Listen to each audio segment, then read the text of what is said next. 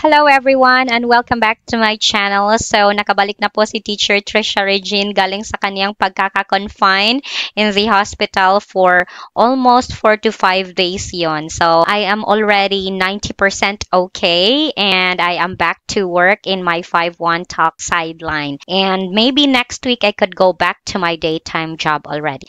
Okay, so for today's video ay pag-uusapan natin yung nangyari sa profile ko, sa my page ko kasi nagka-risk siya for downgrading. So, hindi dahil sa mga absences ko kasi na-timing kasi nung time na na-confine ako na wala talaga akong mga open slots for FT from October 1 to October 5.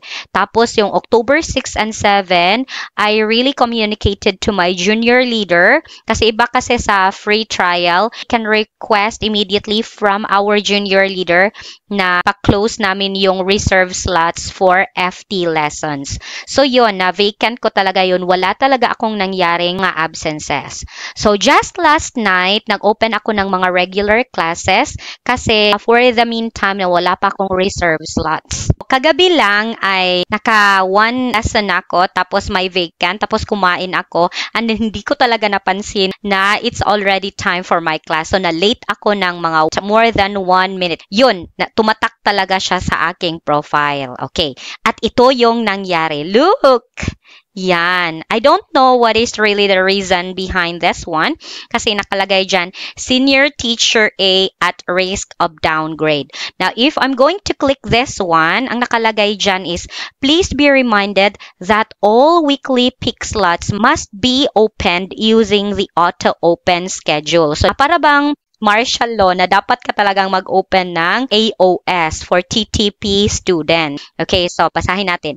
Auto-open schedule function to ensure qualification for upgrade. Kasi isa talaga siya sa qualification na ma-upgrade ka from Star Teacher A to B, C, D to Senior A. So, nandyan talaga yan sa lahat. Makikita natin dyan. Okay, so yun yung pinagtataka ko kasi FTE tag na kasi ako. Tapos bawal na sa amin na mag-open ng AOS slots kasi hindi ka dapat mag-duplicate ng program. Okay, so as long as na-close mo na yun lahat, dapat hindi ka na mag-open kasi magkaka-rival yung FT reserve slots. So gusto kong mag-consultation nito kasi I don't know if it's being triggered by my tardiness kasi once lang talaga ako na late. Yan. So, mada-downgrade ako. So, nag-alala ako, of course. I value my promotion and I value my current rank. Kahit na senior teacher A pa ako. Yeah, gusto kong ma-maintain siya at gusto ko ring ma-upgrade. Kasi hindi ko naman alam kung magtatagal ba ako sa FTE or talagang magiging permanent ako sa pagka-free trial expert. Kasi hindi pa ako nag-graduate. So, kailangan pa naming mag-graduate sa aming probationary na status. Okay, so let's try to look at it. So, ito, kung titignan ninyo, teachers, successfully ended lessons, yan, na-comply ko na yan. Successfully pop or peak of peak slots ended lessons, o yan, so wala na. Okay na siya, green na lahat kasi mayroon kasi siyang meter na dapat nyong tingnan. Regular students, yan, naka-check na rin siya. Then, required quality assurance score, so yung score ko this month is 95%. September pala yon, 95%. So, qualified na. Weekly fixed peak slots. Ito, dito ako bagsak. Kasi, yan, needs 2 more consecutive qualified months na dapat na mayroon kang open slots for AOS. Pero, conflict kasi I am in the FTE program. Absence notification, so wala naman akong na-close na slot at nag-tag ako as absent to the student, wala. So, check pa rin yan, naka-green. Pero dito, yan, late and leave early. Yun.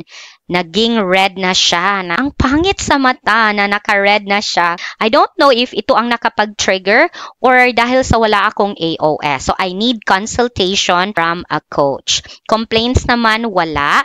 And then, trainings, ito, videos lang naman ito na dapat kong i-comply at saka mag-answer ng mga questions. Dapat pasado rin sa mga questions. Self-introduction that was being complied weeks after I am launched. Okay, so ito lang talaga yung magiging reason itong dalawang ito para hindi ako ma-promote. Now, let's try to see. Dito tayo sa meter ko. Kung titignan nyo, may nakalagay dyan na attendance report kasi every month, binibigyan tayo ng 4 points. Ayan, nakalagay dyan. Total of 4 points. Kung naka 4 points ka talaga sa mga absences at tardiness mo, mag-i-escalate ito dito sa first warning. Kung hindi mo siya na-recover after a month, pupunta siya dito or second escalation to second warning up to SA review. Yeah. So, kung titignan mo, mas malaki pala ang puntos kung late ka. Kasi ang nakalagay dyan na deduction is 0.4. Yeah, ito yung realization ko ngayon, 0.4. Whereas, say for example, 24 hours nag-file na ako ng tag, I tag the student absent kasi hindi talaga ako maka-attend kasi ng batang ito. So, ang deduction lang po nun is 0.2. Yeah. Pero, syempre, may penalty siya sa iyong lesson fee summary na 11 pesos. Pero, okay lang naman yon. Ito yung pinaka-importante, yung attendance report. So, watch out talaga kayo sa mga late and leave early. Kasi, mas malaki yung puntos niya. 0.4. So, for example, mag-absent ka, 5 yung absences mo. So, 0.2. So, that is 1 point. So, dito ka pa sa gitna. Pero, kung maka-late ka ng mga 2, almost gitna ka na.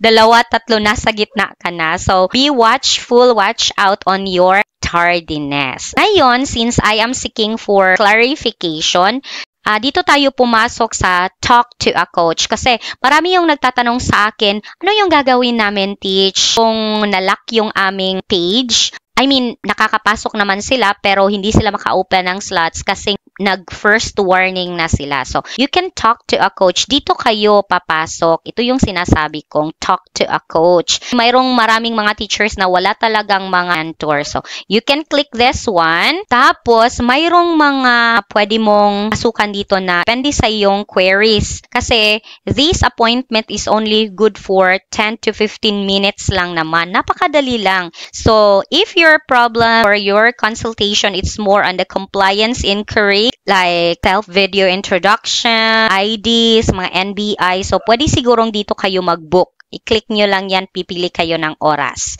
Yes, okay.